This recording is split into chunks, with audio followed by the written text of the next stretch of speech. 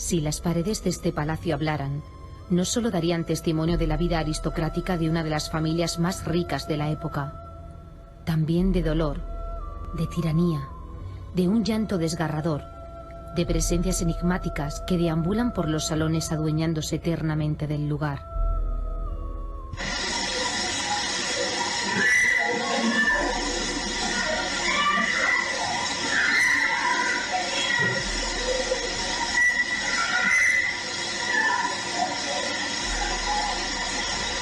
Se habla que es don Juan de Guevara el que galopando con su caballo sigue subiendo por las escaleras hasta llegar a la planta principal. El relinchar de su caballo y el sonido de los cascos todavía hoy sigue retumbando con fuerza sobre cada uno de esos interminables escalones. La historia lo retrata como un hombre déspota, comprador de esclavos, capaz de golpear hasta llegar a la muerte. Es esa tiranía la que aún permanece presente en el palacio que mandó construir 4 siglos atrás. Hace 9 años que Antonio Pérez y un equipo de investigadores de la SEIP se enfrentaron durante 3 noches a la oscuridad y misterio que encierra el Palacio de Guevara. El silencio parecía ensordecedor, pero no había silencio. Había ruido, mucho ruido, voces que tomaban presencia en diferentes salones y estancias de la casa.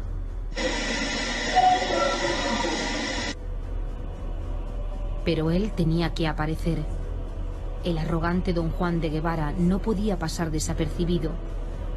Tenía que demostrar que él seguía siendo el dueño y señor del palacio.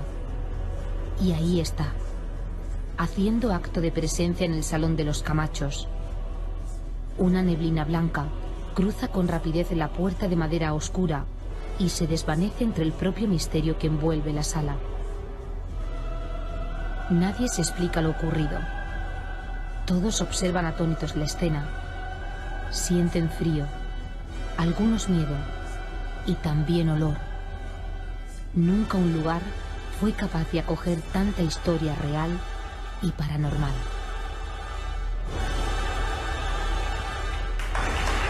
Bueno, yo estoy viendo las imágenes y estoy tan sorprendido, me imagino que como los espectadores. Antonio Pérez, buenas tardes. Hola, Antonio. Esto fue en el 2006, ¿verdad? Empezamos las investigaciones 2006, 2007 y llegamos hasta 2008. ¿Y por qué decidiste empezar aquella búsqueda de una explicación de todo lo que se hablaba? Bueno, en primer lugar porque conocemos lo que es la leyenda. Lo que nos llama la atención es que la gente que visitaba el palacio, que ya en esa época era pues tipo museo, hablaba de que se cruzaban pues con esos sonidos, con esas voces, oían el relinchar del caballo, oían esa fusta. Entonces, por medio de Pilar Valls, una periodista de Lorca, pues entramos en contacto y nos dio la posibilidad de poder entrar allí, la SEIP, en aquella época, a realizar una investigación, ¿no? Y ahí se inicia pues toda la historia que después ha trascendido pues a nivel, yo diría que mundial, porque es conocido. Lo pusimos nosotros en su día en el mapa del misterio a nivel nacional y yo te puedo asegurar que hoy día sería, no quizá tanto como Belmez o Belchite, pero se aproximaría. Oye, ¿quién era Juan de Guevara? Porque es el comienzo de todo esto, ¿no?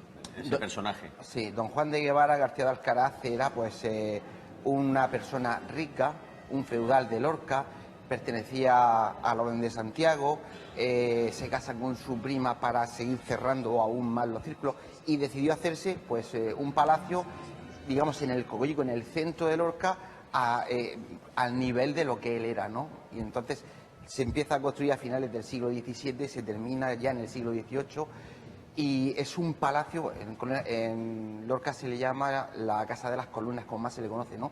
Pero a este hombre se le conocía más porque era mala persona, era una persona que disfrutaba haciendo daño, era una persona que por el mero hecho de que un caballo le hiciera un mal gesto, lo podía matar a golpes. Era un ser violento. Sí, él tenía una yeguada, por ejemplo, y para saber el potencial de sus caballos lo llevaba a uno hasta la extenuación, hasta ver cuánto duraba. Pero dicen que el mismo trato le daba a su gente. Él, dentro de su negocio, aparte de tener tierras y ser un feudal, compraba esclavos, ¿no?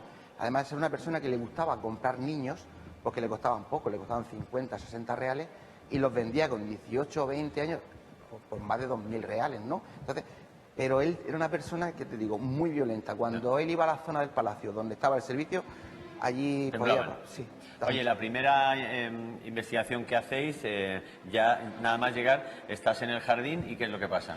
Bueno, como nuestro equipo es un equipo multidisciplinario, venimos de muchos sitios, pues estábamos en el jardín que hay adyacente al palacio y quedábamos a las 11, eran las 10:30 de la noche y nosotros vemos que hay gente dentro. Sí. Y entonces hablamos entre nosotros, bueno, pues tiene que ser el conserje que ha venido antes a dar una vuelta para abrirnos. 10 minutos después aparece el conserje, viene andando y le decimos, hay gente dentro. Dice, ¿gente dentro? Dice, no, si yo cerré a las 3. No, que gente dentro, que lo hemos visto nosotros. De bueno, habrá gente dentro, pero viva, no. Y efectivamente nos abrió la puerta. Ya de tarjeta de presentación, ¿no? De presentación, de entrada. De hecho, nos abrió la puerta, nosotros lógicamente echamos a correr, subimos por las únicas 2 subidas que hay, recorrimos el palacio y efectivamente no había nadie. Fue la tarjeta de presentación, sí. Oye, ¿y entonces llenasteis todo de cámaras?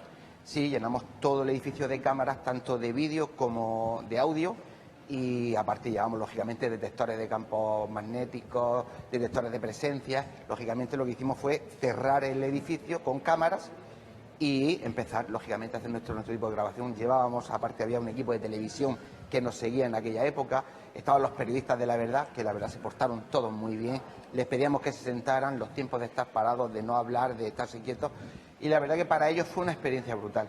Lo más sorprendente que te ocurrió en aquella investigación, Antonio, ¿qué fue? Madre mía, Muchas muchísimas cosas, cosas. Quizá lo más sorprendente fue cuando hay una sombra que me sigue, ¿no? Y mis compañeras la detectan y me gritan que algo me viene detrás. Yo miraba hacia atrás y no lo veía.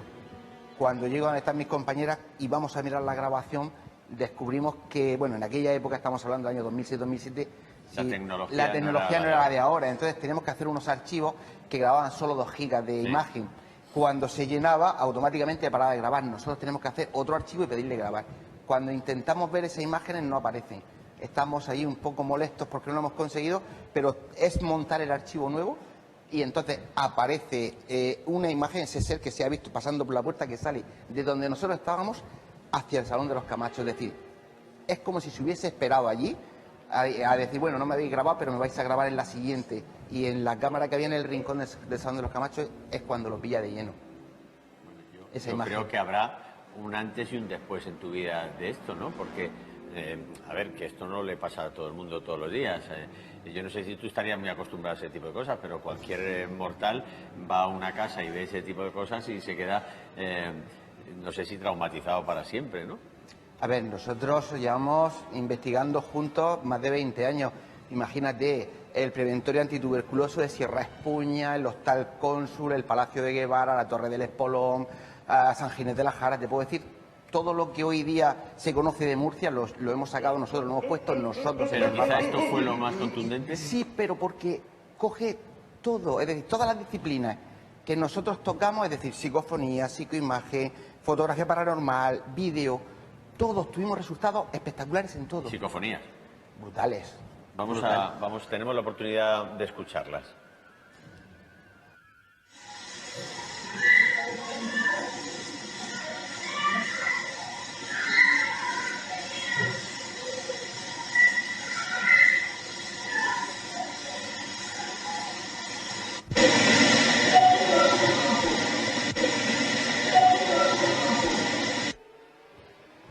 Decías que en la primera que hemos escuchado se oía una voz de una que decía, aquí hay personas perdidas. Sí, eso lo tenemos a las 3 de la mañana, hacía un frío tremendo, era invierno, y cogimos 3 secuencias de varios segundos, algunas hasta de 1 minuto, en el que se oía una algarabía de niños.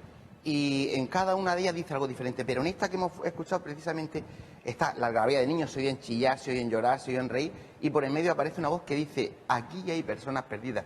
Lo que nos llama la atención es que a nosotros la gente nos hablaba de que en esa zona se oían llantos desgarradores, risas sarcásticas en esa zona, y la mayoría de las veces la gente escucha niños. Nosotros en psicoimagen cogemos imágenes que son caras de niños y cogemos registros psicofónicos que son niños. Es decir, efectivamente nos estaban diciendo que en la zona de servicio lo que abundaba era lo que hablábamos antes, ¿no? Este tipo de niños que don Juan compraba para en el momento que tuvieran 16, 17 años lo había subido de valor una barbaridad, era un negocio.